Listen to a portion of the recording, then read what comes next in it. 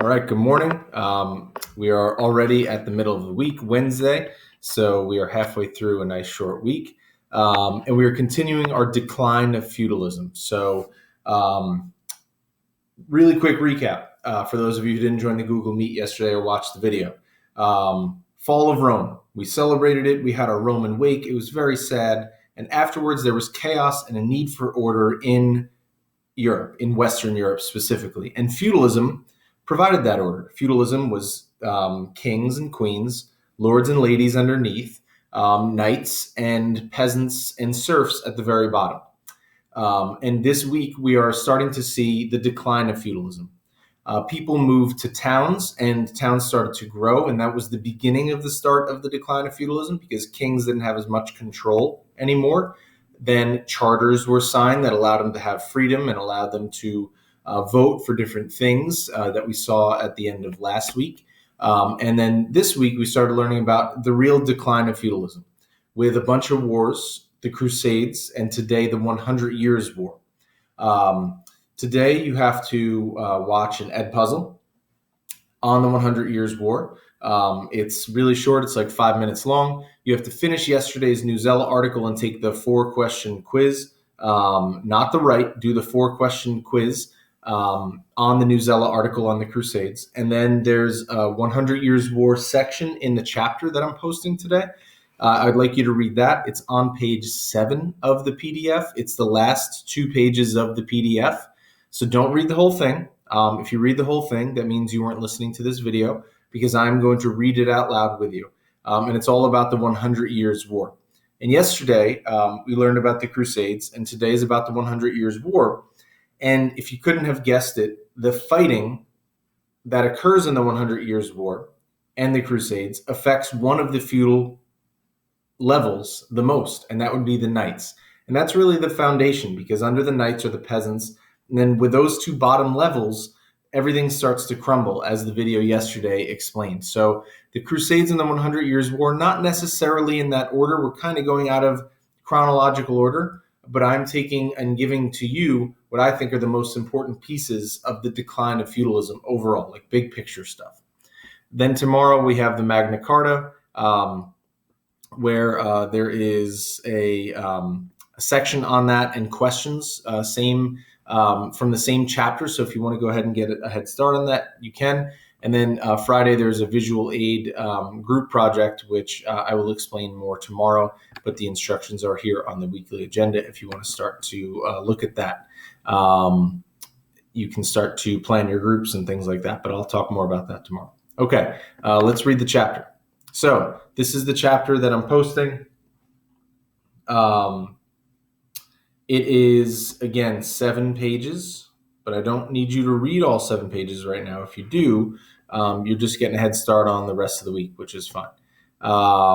So here we have, like a typical medieval town with the walls. And here we have a scene where there's fighting going on, and we'll talk more about that. So this is all about the decline of feudalism. Scroll down to the 100 Years' War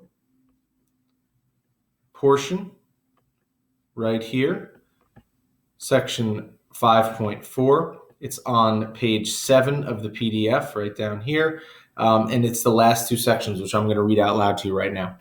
So between 1337 and 1453, England and France fought a series of wars over the control of lands in France known as the 100 Years' War. This long conflict helped to weaken feudalism in England and France.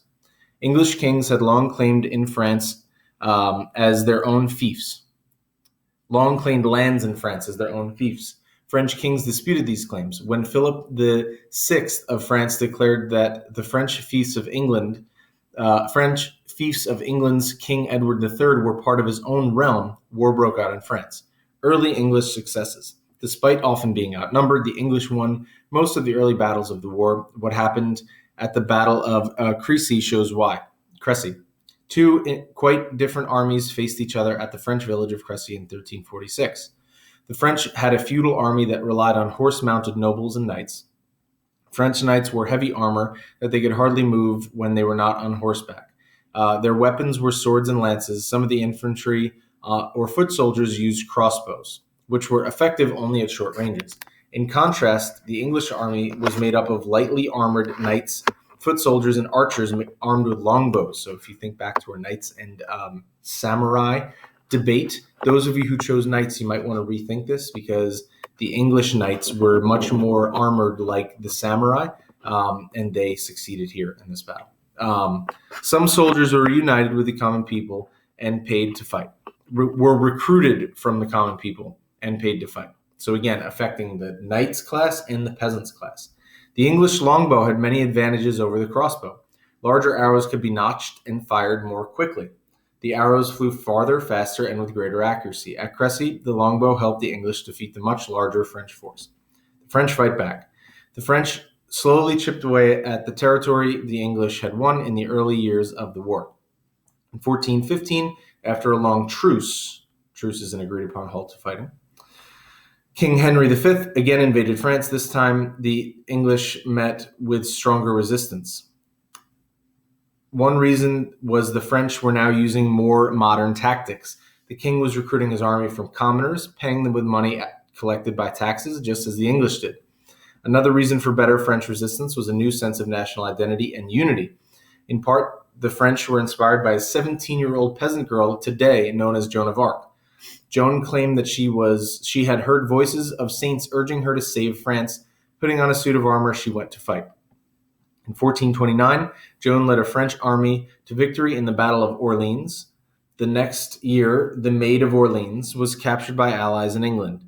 The English accused Joan of being a witch and a heretic, a person who holds beliefs that are contrary to the church, and burned her at the stake. Joan of Arc's heroism changed the way many French men and women felt about their king and nation. 22 years after Joan's death, the French finally drove the English out of France. Almost 500 years later, Roman Catholic Church made Joan a saint. The impact of the 100 Years' War. The 100 Years' War contributed to the decline of feudalism by helping to shift power from the feudal lords to monarchs, and common people.